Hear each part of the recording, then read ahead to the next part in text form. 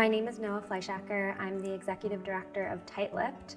Tight-Lipped is a grassroots advocacy organization by and for people with chronic vulvovaginal and pelvic pain conditions.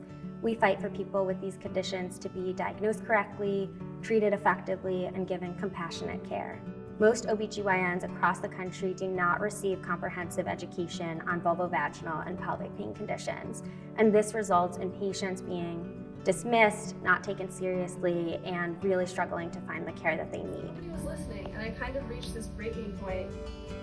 Actually, right before I came into contact with Tight-Lipped. I was in the middle of my third year of medical school when I first got my diagnosis, but I had been experiencing pain since I put my first tampon in at like age 11. When I was first trying to get diagnosed for chronic pelvic pain, my gynecologist dismissed me and said, "Oh, your pain is just because you're nervous." So she prescribed sedatives to me and told me to calm down. There was no conversation about why would I be in this level of pain.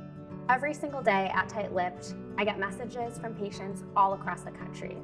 People who have no idea where they're supposed to go because their OBGYNs don't know the steps to help them. I suffered in silence for years until I finally received the correct diagnosis of pelvic. Right now, our focus is on changing OBGYN training and education.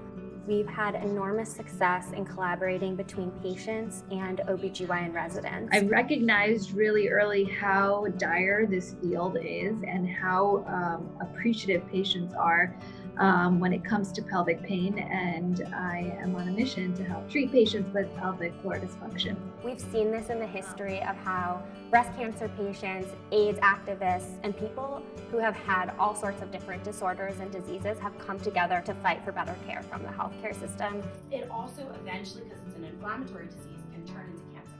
And that's where we start to pay attention, right?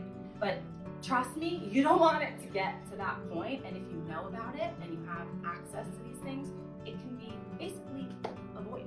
I finally know what's happening, and I was just crying because I was like, oh my God, there's something I can do about this. We couldn't have gotten here without the support of our incredible community across the country.